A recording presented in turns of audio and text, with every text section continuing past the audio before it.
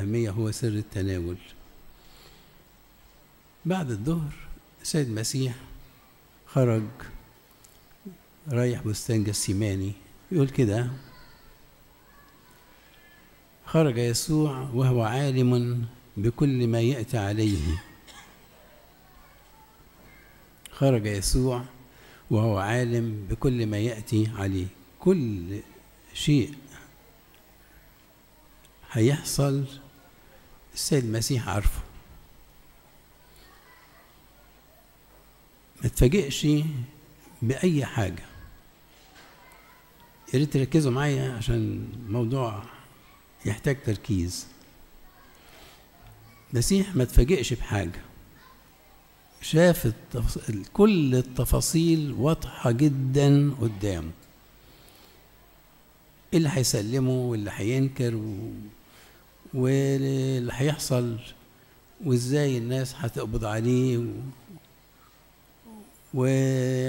وهيشتموه وهيحققوا معاه ازاي، مين اللي هيحقق معاه، كل ده بكل التفاصيل كله واضح وضوح كامل قدام عينين المسيح. واحنا احيانا بتصادفنا حاجة تبقى يا اما تكون متوقعة يا اما تكون مفاجأة بالنسبة لنا، بس النتيجة بتبقى مبنية على القرار اللي احنا هناخده. اقول لك ازاي. يعني مثلا ايه، يهوذا الاسخريوطي تفتكر ساعة ما سلم المسيح كان فاكر ايه هتحصل ايه؟ يعني قال لي حاجة بسيطة خالص، انا اروح اتفق معاهم واخد لي قرشين، هم هيقبضوا عليه وبالتأكيد المسيح هيعمل حركة كده ويطلع يروح وخلصت الحكاية، ويبقى أنا استفدت ب30 فضة اللي أنا خدته، ولا من شاف ولا من دري، ما خسرناش حاجة. للأسف كتير مننا بيقع في المطب ده، بياخد قرارات مصيرية قد تضيع مستقبله، زي ما ضاع مستقبل يهوذا. بس ده مش ضاع مستقبله الأرضي بس، ده ضاع مستقبله الأرضي والسماوي كمان، لأن الأحداث مشيت عكس ما كان يتوقع تماما. أحيانا يكون عندنا بعض الثقة في نفسنا واحنا قدها وقدود وعارفين ودارسين ومستعدين لها كويس جدا، وممكن المفاجأة تخلينا نتصرف تصرفات من أسوأ ما يمكن. زي القديس بطرس الرسول لما سمع مرات كتيرة من المسيح هيقبضوا عليه وهيحصل قال لا مش ممكن يسمع، احنا رحنا فين؟ وانا ما السيف اللي معايا ده يعني سيف خشب ده ولا ده سيف؟ مع ان المسيح نبهه تنبيهات كتيره قوي، قال له خلي بالك يا بطرس هتنكرني 3 مرات قبل ما يصيح ديك، وقال له انا طلبت من اجلك كثيرا لكي لا يفنى ايمانك، وقال له ان الشيطان طلبكم لكي يغربلكم فاسهروا وصلوا لئلا تدخلوا في التجارب. كل ده قاله المسيح. بس العلم بطرس اتفاجئ وراح ماسك السيف واشتغل، وبان انه حاسبها غلط. ليه؟ وانا لما اجي اضرب واحد بايدك اليمين دي فالضربه هتيجي على شماله، ابقى انا قاصد، لكن الضربه جت فين؟ على يمين اللي قدامي، ضربه طايشه، وللاسف كانت ممكن تضيع بطرس. تصور انت مثلا الجندي الروماني ده لو دخل لبيلاطس قال له الشخص ده قطع لي ودني، هيحصل ايه لبطرس؟ مصيبه. زي ما كتير مننا بتخش في مصايب لان احنا حاسبينها غلط. ورغم ان المسيح قال له انت هتنكرني 3 مرات قبل ان يصيح ديك مرتين، أنكر، برضه حاسبها غلط. طب تعال نشوف بقى، طب نعمل إيه يعني؟ تعال نشوف المسيح ونتعلم منه. يقول كده: خرج يسوع وهو عالم بكل ما يأتي عليه. كل حاجة. إيه يا رب؟ شايف إيه؟ شايف كل حاجة قدامي، الجلدات وكريج الشوك والصليب، كله أنا شايفه، وشايف أبعد منه ده أنا هقوم في اليوم الثالث كمان وهقابلكم وهتفرحوا وتفرح قلوبكم عيد القيامة. شايف إيه يا رب؟ لهم أنا نفسي حزينة جدا حتى الموت. يا رب إيه ده؟ يوم السبت اللي فات المسيح يقف عند قبر العازر يبكي، حد هو داخل أورشليم يبكي. النهارده حزين جدا حتى الموت. ايه يا ربي؟ ايه الحكايه؟ انت شايف ايه؟ انا يوم ما وقفت قدام قبر العازر صعب عليا قوي الانسان ككل، مش العازر بس، انه يوصل لدرجه بالشكل ده انه ينتن بسبب الخطيه، مع ان كان متوقع ايه؟ انه صوره الله وشبهه، هيعيش الحياه كلها في القداسة وفي الطهارة وفي النقاوة وله حياة أبدية. كل ده كان خطة ربنا تبقى كده. طب المرة الثانية قال لأنه واقف على باب أورشليم فداخل يخلص ولكنه رأى الذين يرفضون الخلاص فبكى عليهم. وما زال يبكي المسيح على كل الرافضين. يمكن واحد يتباهى قوي ان هو رافض ربنا ورافض الانجيل ورافض الكنيسه ورافض اسرار الكنيسه، رافض ده كله. المسيح بيبكي عليه. ليه؟ قدامك الخلاص كله وانت ما انتش دريان، بتضيع فرصتك في الخلاص. طب النهارده انت شايف ايه يا رب؟ شايف خطايا العالم كله هتتحط عليا. جميعنا ضللنا والرب وضع عليه إثم جميعنا، كلنا كغنم ضللنا والرب وضع عليه إثم جميعنا. إيه الحكاية يا رب؟ كل الخطايا من أول خطية آدم لغاية خطية آخر واحد هيتولد على سطح الأرض، خطايا الكل أنا هشيلها. ودي فيها نقطتين. النقطة الأولانية يبقى اللي احنا شايفينه ده كله خطايانا السبب فيه، فياريت نقلل بقى شوية. إن كنا بنحب المسيح صحيح، طب ليه بس بنعمل له كده؟ ليه نتسبب له في الشوك اللي على راسه ده بأفكارنا الشريرة؟ ليه نرضى له بالمسامير اللي دقت في ايديه بأعمال ايدينا الشريرة؟ ليه نرضى له بالمسامير اللي في رجليه بالمشاوير اللي احنا مشيناها في الغلط وبنمشيها في الغلط وبنكمل الغلط؟ مش احنا بنحبه؟ طب بلاش بقى، كفاية، يكفينا الزمان الذي مضى اللي عملنا فيه أعمال من أشر ما يمكن، نتوب بقى.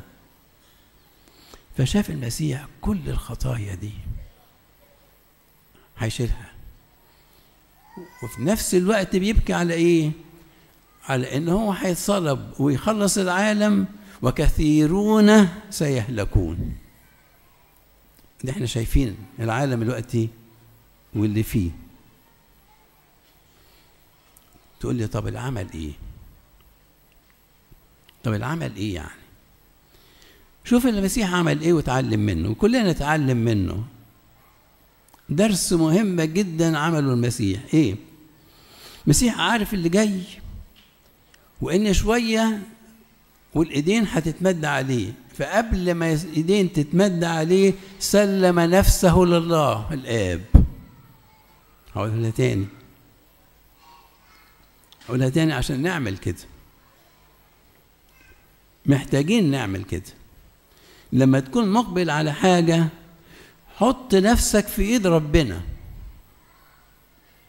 مهما كان اللي انت داخل عليه ده، مهما كان اللي انت داخل عليه ده، حط نفسك في ايد ربنا، تبقى في امان. ليه؟ لان الذين في يد ابي لا يستطيع احد ان يخطفهم. انت في ايد ربنا، دي الايد الامينه، دي الايد الامينه. فالمسيح عمل ايه؟ دخل قال لهم اسهروا معايا وهخش اصلي. ايه يا رب؟ قال له ان كان ممكن يعني الكاس دي تعدي من غير ما اشربها، ولكن لتكن لا مشيئتي بل مشيئتك انت. يعني ايه الكلام ده؟ سلم نفسك لربنا وقول يا رب لتكن مشيئتك.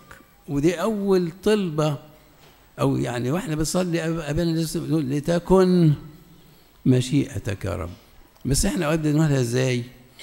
لتكن مشيئتك التي اريدها انا.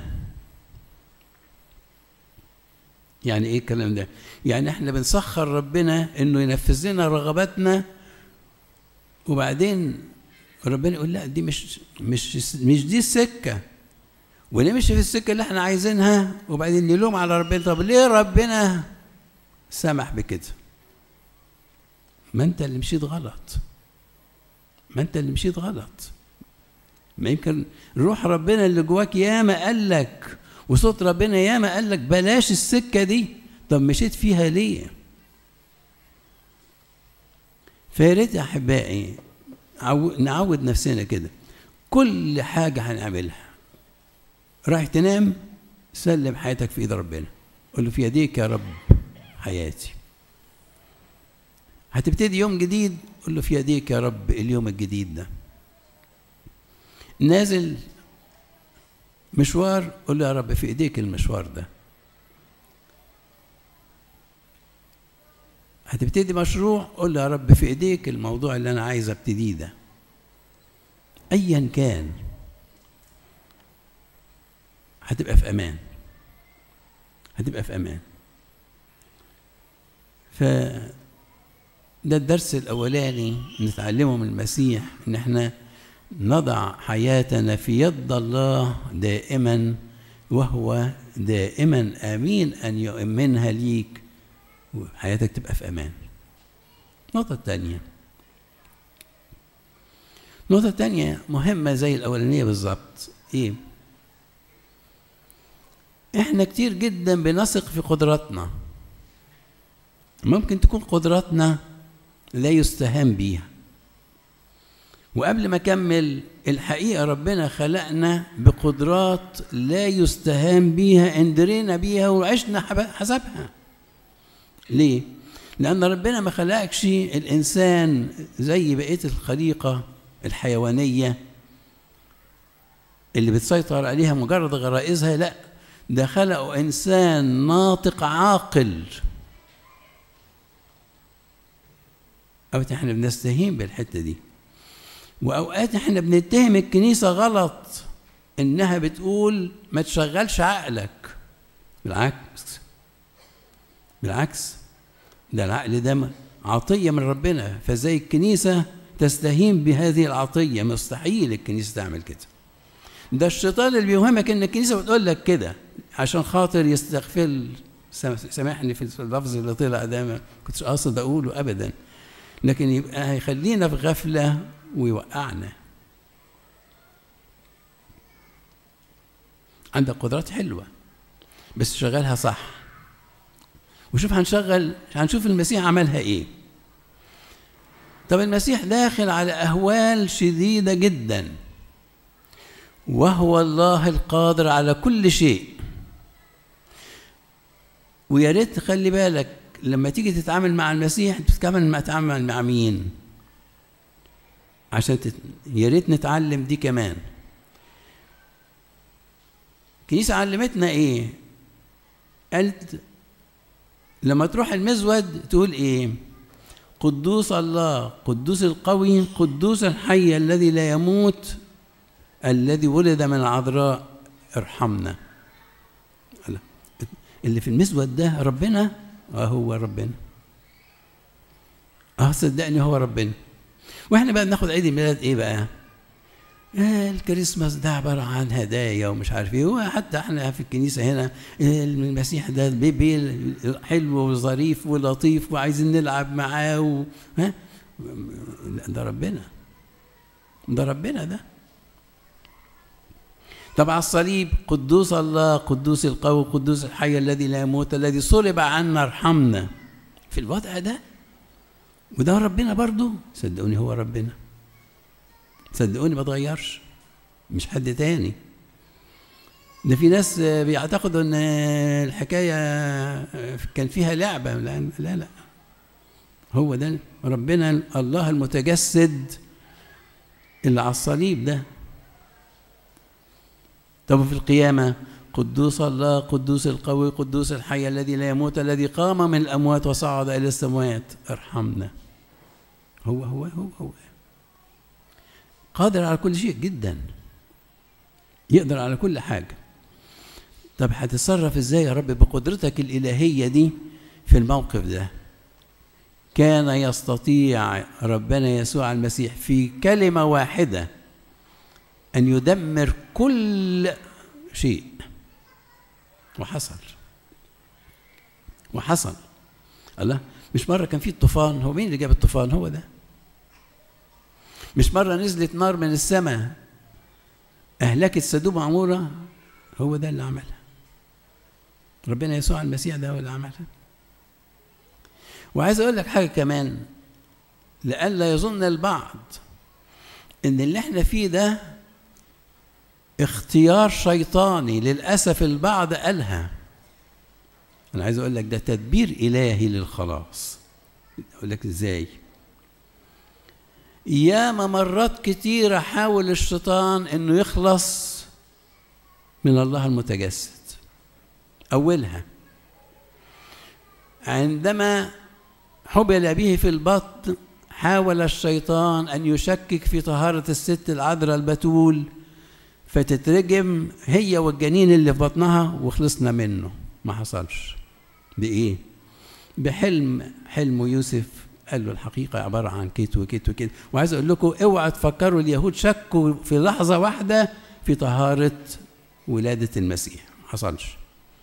يقول لك أليس هذا هو يسوع الذي نحن نعرفه ونعرف أبوه وأمه؟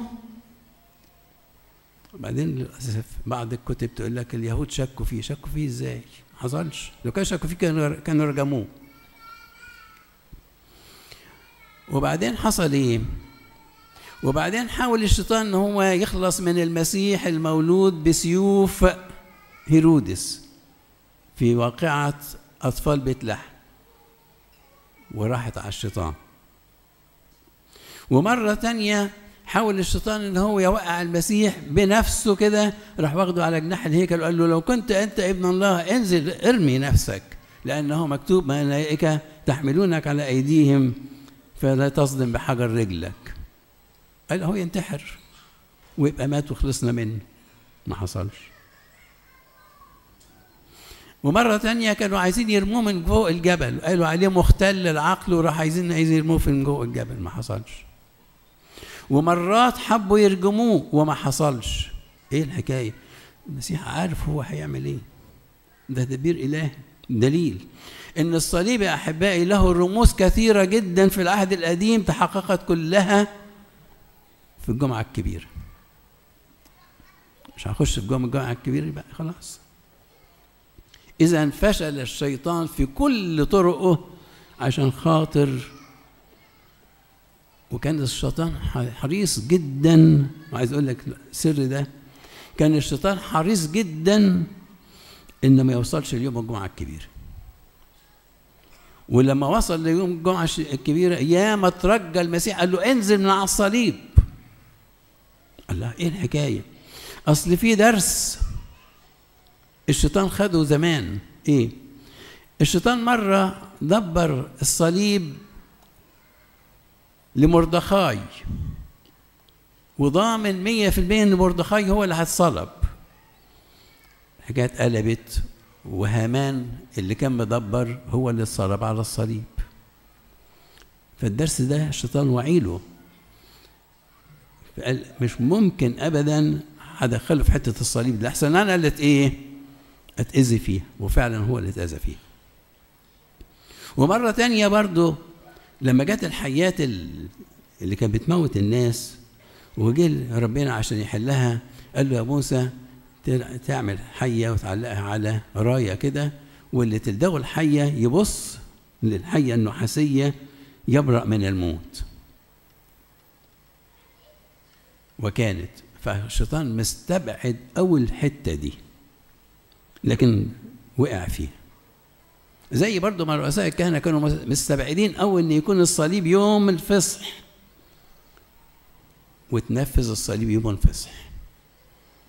فإذا أحبائي كان المسيح يستطيع جدا أن هو يخلص من المشكلة بمنتهى البساطة وتعدي الأيام يوم عادي.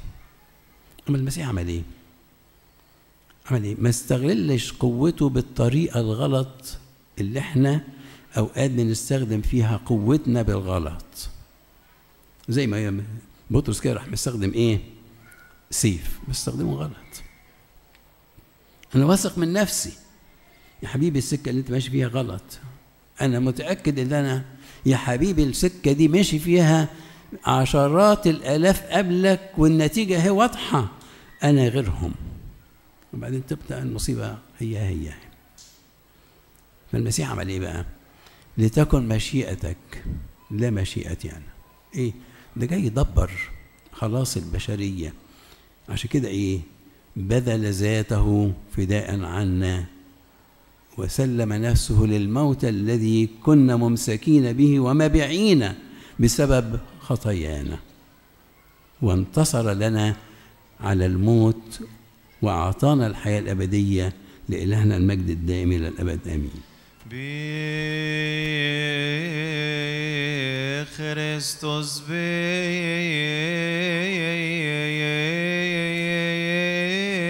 سوتير في شيء